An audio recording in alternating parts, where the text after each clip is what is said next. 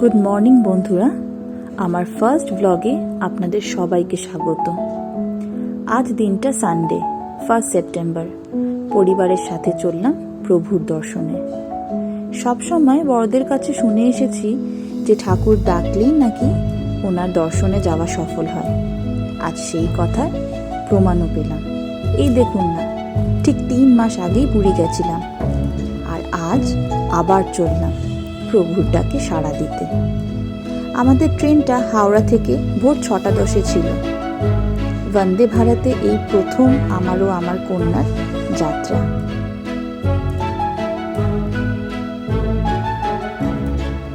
ওই দেখুন, মহারানী চলেছে বোচকা প্যাটরা সাথে নিয়ে। জয় জগন্নাথ।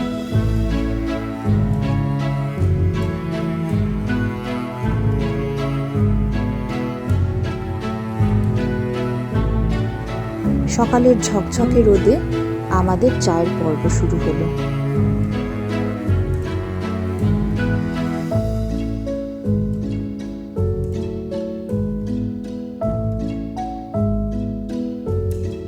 আহ, কি সুন্দর দেখুন শরতের মেঘ।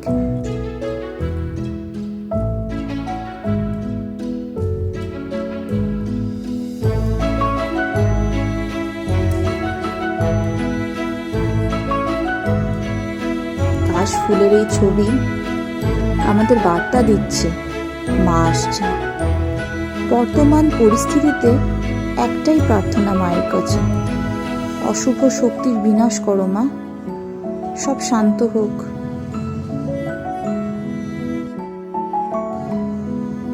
7:38 নাগাদ প্রথম স্টেশনে ঢুকলো, খড়গপুর।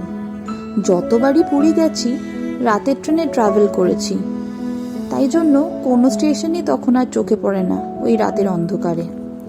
এবার জানলার ধারে বসে একেবারে চোখ স্থির রেখেছি।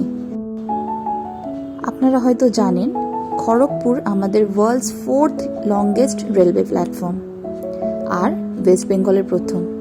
এই তার বিশেষত্ব। চলে এসছে ব্রেকফাস্ট। ব্রেকফাস্টে ছিল 2 পিস ব্রাউন ব্রেড, সাথে ছিল জ্যাম আর বাটার, দুটোই অপশন। অমলেট ছিল, আর ছিল ফ্রেঞ্চ ফ্রাইজ আর একটা কেক। ও হ্যাঁ, সাথে কিন্তু স্যানিটাইজারের একটা ছোট স্যাশেও ছিল।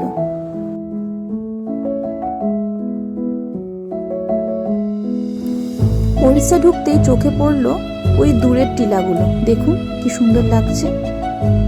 ছোটবেলা কটকে অনেকবার আসা যাওয়া হয়েছে।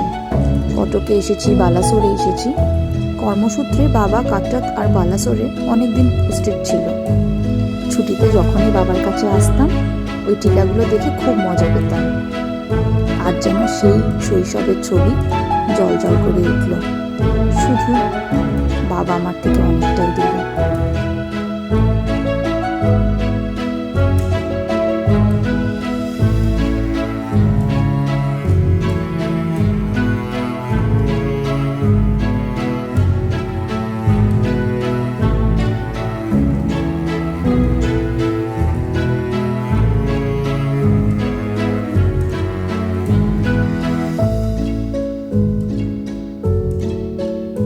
এই সেই কাটাক, এখন কত সাজানো দেখুন, কতটা বদলে গেছে সবটা।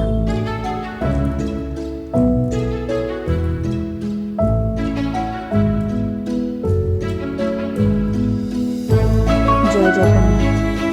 সমুদ্রটা দেখলেই মনটা এক অদ্ভুত শান্তি লাগে। কি যেন এক মায়াই দৃশ্য, বারবার টেনে নিয়ে আসে। বিকেলবেলা প্রভুর দর্শনে গেছিলাম, ধ্বজাও সমর্পণ করেছি প্রভুকে।